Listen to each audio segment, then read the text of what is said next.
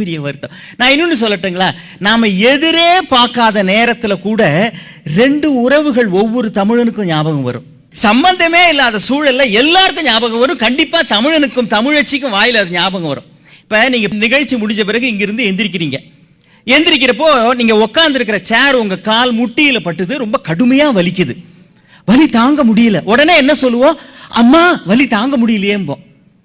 எங்க முட்டி நம்பளுது, சேரு நம்ம உட்கார்ந்து இருந்தோம், நாம எந்திரிச்சு போறோம், சம்பந்தம் இல்லாம அம்மா எங்கேருந்து வாயில வர்றது?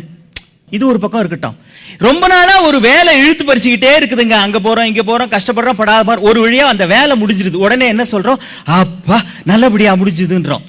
வேலை நல்லபடியா முடிஞ்சுது அப்படிங்கிறப்போ அப்பாவினுடைய பெயர் நம் வாயில் வருகிறது.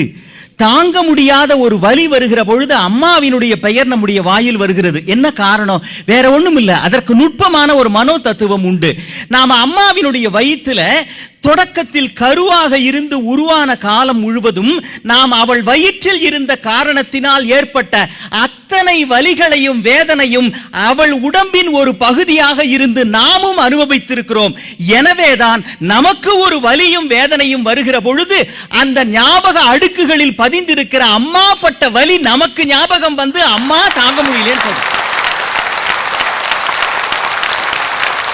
வேற ஏதாவது சொல்றது? பெரியப்பா தாங்க முடியலையே, மாமா தாங்க முடியலையே. சில பேர் சொல்லுவாங்க மாமா தாங்க முடியலையேன்னு. அவங்க எல்லாம் மாமா பொண்ணையே கல்யாணம் பண்ணிருக்காங்கன்னு அர்த்தம்.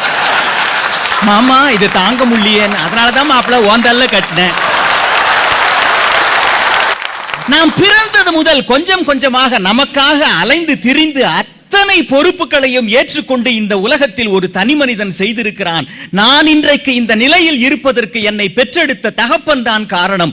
அவர் கொஞ்சமாவது களைப்படைந்திருந்து இவனுக்கு நான் ஏன் செய்ய வேண்டும் என்று அலட்சியமாக தன் கடமைகளை ஒதுக்கி இருந்தால் நான் இன்றைக்கு இந்த நிலையில் இருக்க மாட்டேன் என்கின்ற நன்றி உணர்வு ஒவ்வொரு தமிழனின் ஆழ் மனதிலும் இருக்கிற காரணத்தினால்தான் நம்முடைய கடமைகள் முடிகிற பொழுது அப்பா கடமையை முடித்தது ஞாபகம் வந்து அப்பா நல்லபடியா முடிச்சுக்கிறான்.